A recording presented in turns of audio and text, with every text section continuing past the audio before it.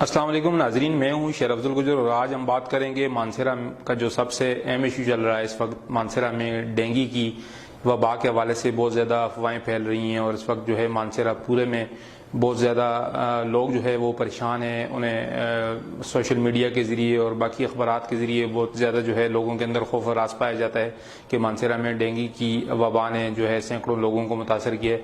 اسی حوالے سے آج ہم نے جو ڈپٹی ڈسٹرکٹ ہیلتھ آفیسر ہیں سید ناصر شاہ صاحب ان سے رابطہ کیا ہے تاکہ لوگوں کو اصل صورتحال کے حوالے سے آگاہ کر سکیں کہ لوگوں کو اصل بات پتہ چل سکے کہ ضلع میں اس وقت ڈینگی کی کیا صورتحال ہے. اور اس کے ساتھ ساتھ ہمارے ساتھ موجود ہیں سابق ناظم یونین کونسل شنکیاری قاضی وسیع الرحمان صاحب، ان سے بھی ہم بات کریں گے.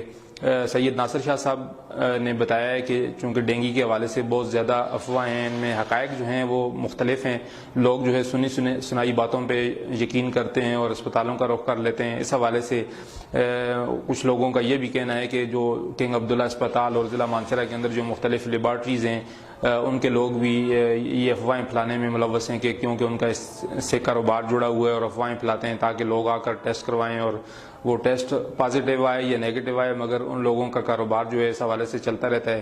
اس حوالے سے ڈاکٹر ناصر شاہ صاحب کا یہ کہنا تھا کہ اس وقت جو ہے ضلع مانسہرہ کے اندر کل جو ہے وہ سسپیکٹ جس کو وہ مشکوک کیسز کہتے ہیں ان میں 109 کیسز جو ہے وہ رپورٹ ہوئے ہیں، جن کے لیے انہوں نے کنگ عبداللہ اسپتال کے اندر ایک باقاعدہ 10 بیڈ پر مشتمل ایک وارڈ جو ہے وہ مختص کر دیا. اس کے اندر جو ہے ڈاکٹروں کی ٹیم جو ہے وہ اس کو 24 گھنٹے چاقو چوبند رہنے کا حکم دیا. اور اس حوالے سے ان کا یہ کہنا تھا کہ ان کا عملہ بڑا چابک دستی سے کام کر رہا ہے. اس حوالے سے ان کے اوپر برڈن بھی بہت زیادہ ہے، چونکہ جیسے ہی پورے ضلع میں افواہ پھیلی ہے ڈینگی کے حوالے سے تو پورے ضلع کے جو مختلف ادارے ہیں سرکاری اور پرائیویٹ ادارے ہیں ان کی طرف سے جو ہے ان کے جو وہ فیمیگیشن کے حوالے سے جو ہے ڈیمانڈ آ رہی ہیں. مانسہرہ جیل سے ڈیمانڈ آئی ہے، مختلف دیگر جو ہاسپٹلز ہیں، جو بی ایچ یوز ہیں، اس کے علاوہ جو بھی اس طرح کے عوامی جو مقامات ہیں ان کی طرف سے جو ہے لوگوں کی طرف سے ڈیمانڈ آ رہی ہے کہ یہاں پہ جو ہے وہ فیمیگیشن کی جائے تاکہ مچھروں کی جو جہاں پہ بہتات ہے وہ ختم کی جا سکے.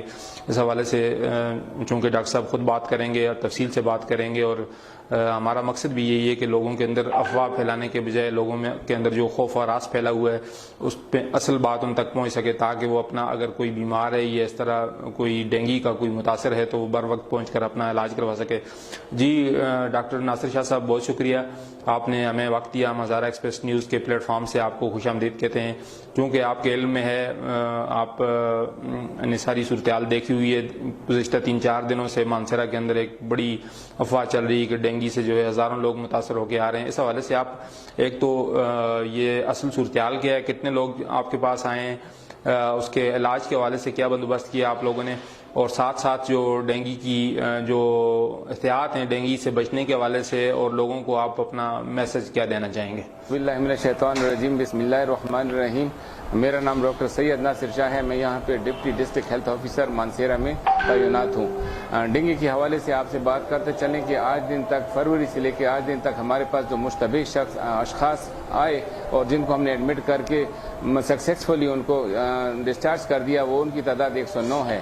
اور ان میں مختلف ٹیسٹوں کے ساتھ جن کو ہم یعنی سسپیکٹ کرتے ہیں یا ان پہ شک کرتے ہیں، جیسے IgG، IgM اور NS1 ٹیسٹ، ان میں تو پازیٹیو آئے. لیکن الحمدللہ ہماری مشاق اور انتہائی ڈائنامک ٹیم کی وجہ سے ہم چونکہ حفاظتی تدابیر اختیار کیے ہوئے ہیں تو پچھلے سالوں کی نسبت اس دفعہ جو ہے کم ہماری یوسیز اس سے متاثر ہوئی ہیں، اور اسی لیے آج دن تک 109 لوگ اس میں سسپیکٹ کیے گئے ہیں. لیکن ان لوگوں کو جب ہم نے اسلام آباد کے لیے بھیجا تو PCR کے ساتھ جو پروون ٹیسٹ ہوتے ہیں وہ ابھی تک ایک بھی رپورٹ نہیں کیا گیا. ٹھیک ہے جی. اور اس کے ساتھ ہماری جو ٹیمیں ہیں اپنی فیمیگیشن بتدریج کر رہی ہیں. جو جن یوسیز میں زیادہ تعداد پائی گئی ہے، جیسے مانسہرہ رورل کی اور سٹی 3 میں، تو وہاں بھی کام کیا گیا ہے. اور اس کے علاوہ جہاں بھی کوئی بھی شکایت ملتی ہے تو ہماری ٹیمیں ادھر پہنچ جاتی ہیں اور فیومیگیشن بھی کرتی ہیں، ٹیمیفاس گرینولیشن بھی کرتی ہیں، اور اس کے ساتھ IRS کی ایکٹیویٹیز بھی جاری رکھے ہوئے ہیں. اس کے ساتھ ساتھ ہمارا جو عملہ ہے وہ انتہائی مشاق ہے، اور ساتھ ہم یعنی مسافر شب کوڑتے ہیں جو جانا دور ہوتا ہے. تو اس لحاظ سے ہم لکی انف ہیں کہ ہمارے پاس ڈینگی پازیٹیو کیسز نہیں آئے، بلکہ NS1، IgG اور IgM اور یہ جو پازیٹیو آئے ہیں ان لوگوں کے لیے ایک اسپتال میں ایک وارڈ بھی قائم کیا گیا کنگ عبداللہ اسپتال میں، اور وہاں پہ 10 بیڈڈ وارڈ ہے جن کو ہمارے میڈیکل اسپیشلسٹ ایڈمٹ کر لیتے ہیں اور ایڈمیشن کے بعد ان کو اچھے طریقے سے خارج بھی کر دیتے ہیں, ڈسچارج کر دیتے ہیں. اپنی علامات ساری وہ ٹھیک ہونے کے بعد وہ لوگ ادھر سے خارج ہو جاتے ہیں. تو اس لحاظ سے ہم لوگ ہمارے مانسہرہ میں اس کے لیے ایک اچھا سا انتظام موجود ہے, اور جس کے لیے یعنی ٹریٹمنٹ بھی ہو رہا ہے, ایڈوکیسی, کمیونیکیشن اور سوشل موبلائزیشن بھی کام ہو رہا ہے, اور ساتھ ساتھ اسپرے بھی کیا جا رہا ہے. کہ جو ہماری مائیں بہنیں بیٹی ہیں اپنی بچوں کو, اسپیشلی یہ جو مچھر ہوتا ہے, فیمیل مچھر ہے, ایڈیز جیپٹی سے کہتے ہیں, اور یہ صبح کے وقت اور شام کے وقت اکثر کاٹتا ہے. تو ماؤں سے میری التجا ہے, ان کو میں ہمبلی سبمٹ کرتا ہوں کہ وہ اپنے بچوں کو فل یعنی آستینوں والے کپڑے پہنائیں, اور ان کو نکرز پہنانے سے اور اسی طرح جو ٹی شرٹس ہیں ان پہنانے سے گریز کریں. اس کے علاوہ ایمولینٹس استعمال کر سکتے ہیں. اس کے علاوہ جو پیسٹ کلرز ہوتے ہیں وہ استعمال کر سکتے ہیں مچھروں سے بچنے کے لیے. اس کے لیے جو پانی ہے, پانی کا ایک قطرہ بھی کافی ہوتا ہے. اس ایک قطرے پانی میں مچھر جو ہوتا ہے وہ افزائش پاتا ہے, فلرش کرتا ہے, اور اس کے ساتھ وہ جا کے میلز کو, بچوں کو کاٹ سکتا ہے, یعنی کسی بھی شخص کو کاٹ سکتا ہے. تو اس لیے حفاظتی تدابیر کے طور پہ پانی کو کھڑا نہ ہونے دیں.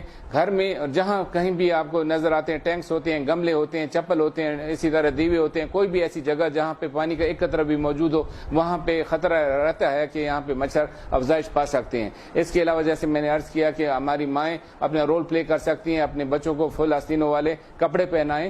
صبح اور شام اکثر یہ مچھر کاٹتا ہے. اس کے علاوہ ایمولینٹس استعمال کر سکتے ہیں. اس کے علاوہ جو پیسٹ کلرز ہوتے ہیں اس کو استعمال کر سکتے ہیں. جلیبی جسے ہم کہتے ہیں, دھواں بھی اس کے لیے استعمال کر سکتے ہیں تاکہ وہ جلائیں شام کے وقت, اور مچھر ادھر سے بھاگ نکلیں اور ان کے بچوں کو نقصان نہ پہنچا سکیں.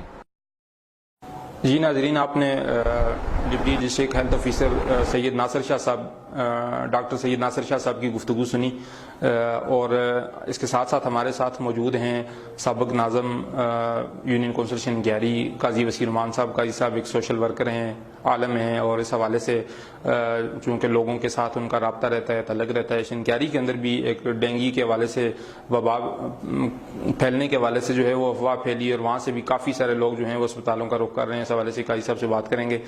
جی قاضی صاحب, بہت شکریہ ٹائم دینے کا, آپ نے وقت دیا, اور آج جو ہے آپ بھی ہاسپٹل میں آئے ہوئے ہیں اور آپ نے بھی صورتحال دیکھی ہے. لوگ بہت پریشان ہیں, خوفزدہ ہوئے ہیں. ڈینگی کے حوالے سے بہت زیادہ لوگوں کے اندر چونکہ اتنی آگاہی نہیں ہے, معلومات نہیں ہے, اویئرنیس نہیں ہے, اور علاج کے حوالے سے بھی اس طرح لوگ مطمئن نہیں ہیں. تو آپ اس حوالے سے کیا کہنا چاہیں گے؟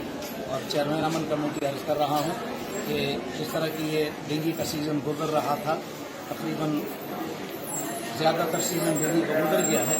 اس کا اگر بر وقت اسپرے کیا جاتا تو یقینی بات تھی کہ یہ ڈینگی کے کیسز اس طرح سامنے نہ آتے.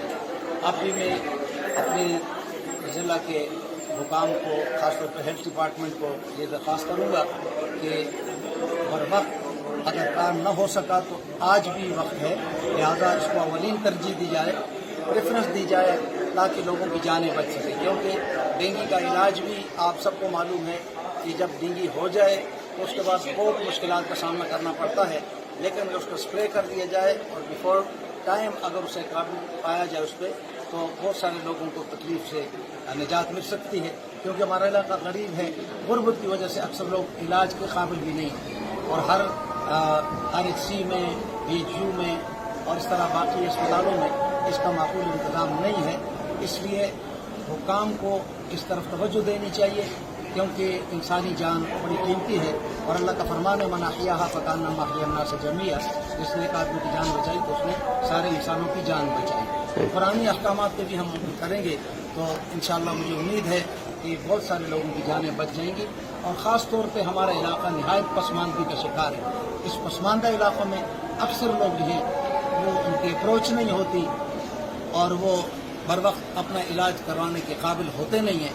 اس لیے اس بات کی طرف بھرپور توجہ دی جائے اور اس سے غفلت نہ برتی جائے, کیونکہ یہ ہیلتھ ڈپارٹمنٹ کا فریضہ ہے, ان کی ذمہ داری ہے کہ وہ لوگوں کی جان بچائیں.